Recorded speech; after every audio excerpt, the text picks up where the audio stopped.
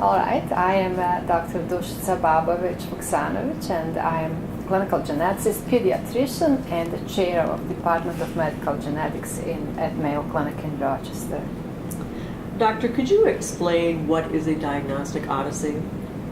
This is a process that patients who have an unexplained disorder go, and we are trying to use current technology to help and facilitate their diagnostic testing.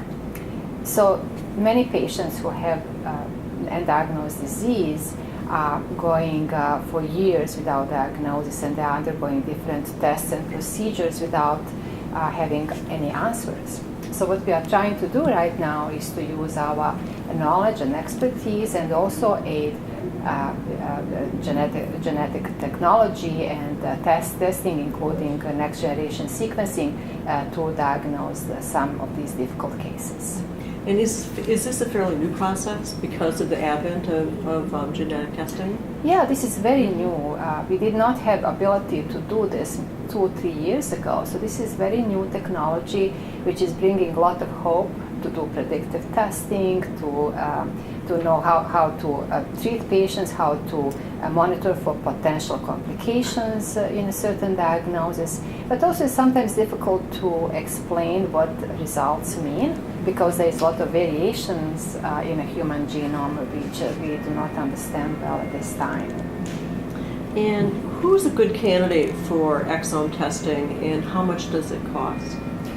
So we would probably think about exome sequencing, exome testing in a person who would require multiple genes analyzed at the same time, because the cost of a single gene is probably in the range of $1,000, I'm guessing. But if you expect that this patient will need more of these genes test one by another, it would probably accumulate, would be much more expensive. Also, another situation when we consider exome is a patient who does not have very well defined phenotype, or clinical presentation is unclear. So we don't know exactly which test to start testing for, and this would be a kind of test that would include multiple genes, and we are hoping to find alteration. To you, what is the promise of Diagnostic Odysseys? I think this is a promise that we will be able to diagnose many people with an appropriate condition, that this is going to provide hope for care and for management, and that this is going to help disclose other family members at risk based on information that we receive from a patient.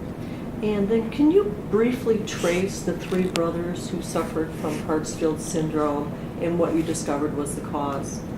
Well, this was a very sad situation where we had a first child affected with Hartsfield syndrome when we did not have etiology for this condition. So while we were doing a diagnostic odyssey and testing and arranging for exome sequencing, the gene was published in the literature, and then he was diagnosed and he was found to have alteration in that gene. But then we gave a risk of recurrence to the family in a range about 1%, because we did not have any other affected, we did not know about any other familial cases. So all other reported cases were single cases in the families, and we thought it is probably autosomal dominant disorder, but without recurrence risk, which is high. But unfortunately, this family had another child affected in the same way, and we confirmed mutation in the same gene and same mutation. Then we tested both parents for presence of mutation, and we didn't find anything in their blood. And then a third child was born with the same condition, and parents wanted to continue searching for answers to understand why they have 3 affected children. So then we tested other tissues in both of parents, and we found that father had a mutation in a large number of sperm. So he had gonadal mosaicism for that particular mutation. So he wasn't affected, and he had a mutation limited to part of the body only. Thank you very much. You're welcome.